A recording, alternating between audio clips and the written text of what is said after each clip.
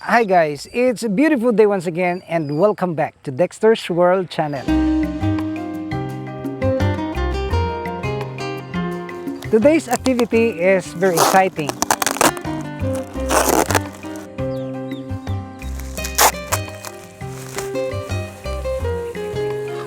Because we will unbox the expensive eggs of the Dong Tao chicken.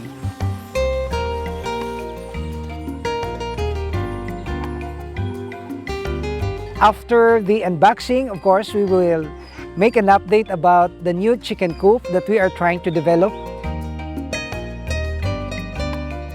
And then, I will teach you how to make good fertilizers out of the rabbit poop. And these are the activities that we're gonna witness today. The Dong Tao chicken breed originates from Vietnam and it's known for its distinct burly physique combined with large and heavy legs.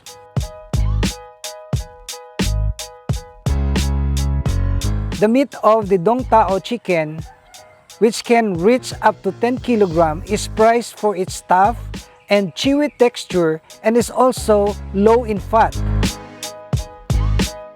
They're purely bred for meat and nothing else. I can't imagine.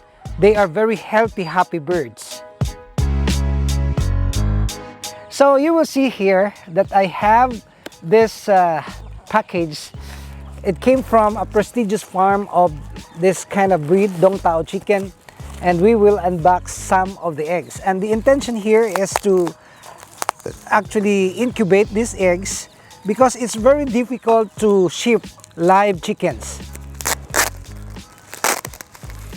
You look at the packaging, and if you are planning to ship the eggs of your chicken, they're doing just like this one.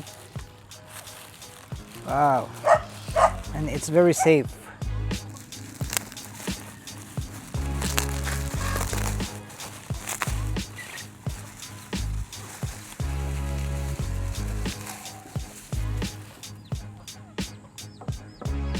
So guys, this is now the egg.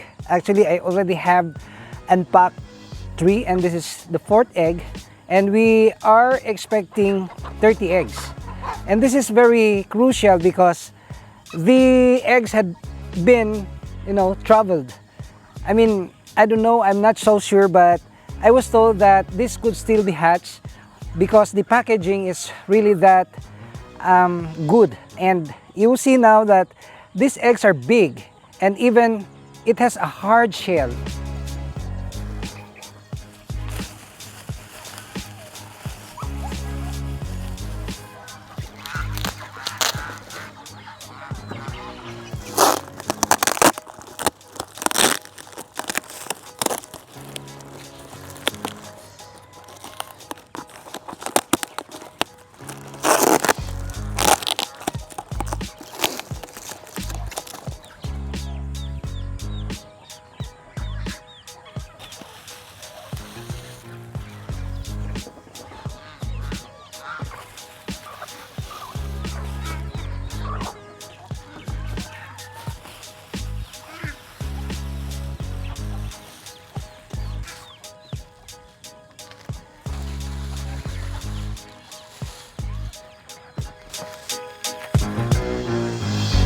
You guys can see that we have here 30 eggs, and I'd like to share something about dealing or handling with fertiled eggs. These are fertiled eggs that if we're gonna put inside the incubator, this will hatch.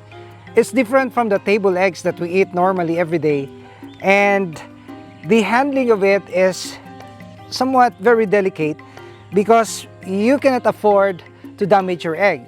And if you're gonna put them inside the tray, you will do like this.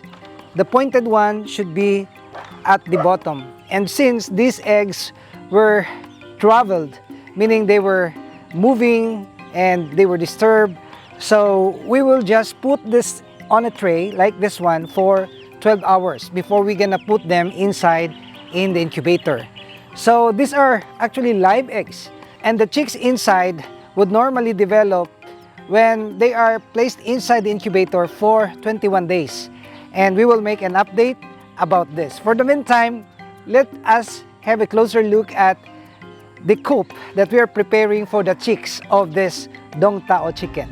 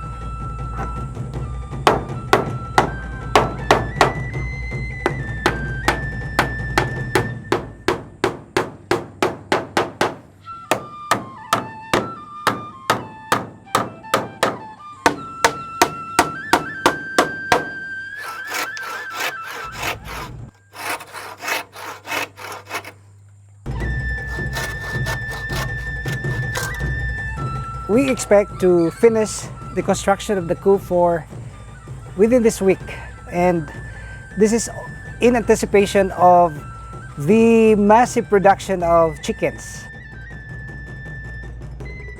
that we can raise here. And in fact, I am quite confident that we can reach our target, and our target would be producing hundreds of chickens for the year 2024. And this is my advocacy because we are actually encountering problems here in our country with food security. And raising chickens is one of the solutions to the problem. We can address this issue if majority of the Filipinos would do such as like this. We can produce our own food and we will not anymore be worrying about the future of our country and even our children, because this will be infused of our tradition, our customs, producing our own food.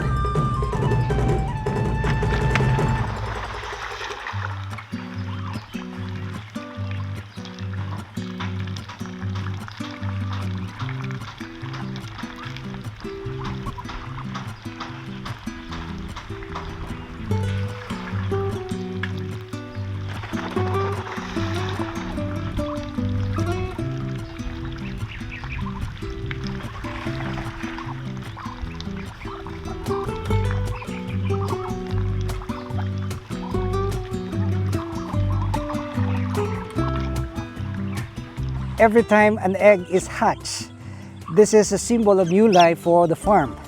And you will see this gosling.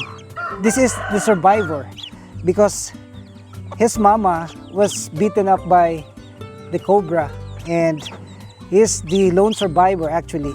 And I will take care of him personally. Hello. And this is my passion. You know, the most loyal being in this earth are the animals. They're so loyal to us that they don't even know how to lie. And these are the virtues that we can get out of the animals. They're so loyal, they're so innocent that you can do anything you want, yet they will not turn their back on you. So this is it. We are carrying this one and I hope this will survive. We have produced plenty of this organic fertilizers out of this rabbit poop, and it's in here.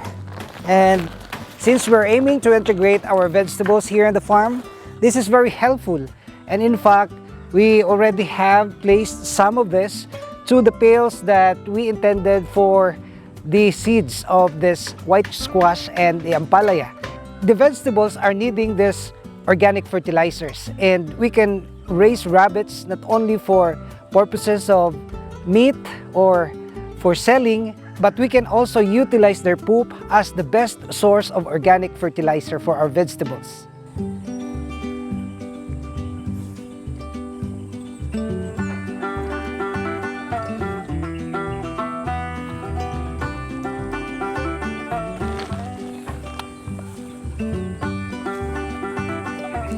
So we're preparing this for the planting of the seeds of the ampalaya, and we are mixing this rabbit poop in here, and it's very effective. We already have seen some seeds sprouting over there, and you will see that they're beginning to sprout, and we're looking forward to growing them. And these are actually the trellis that we intended for our vegetables. And you will not spend a single centavo about your fertilizer, because the rabbit poop can do best for you for free.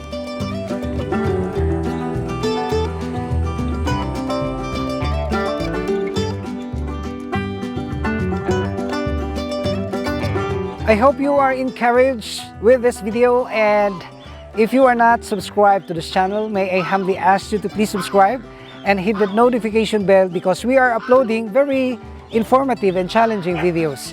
And if you will subscribe, then of course you will be notified of our regular uploads. I'd like to see you in the next video, only here at Dexter's World.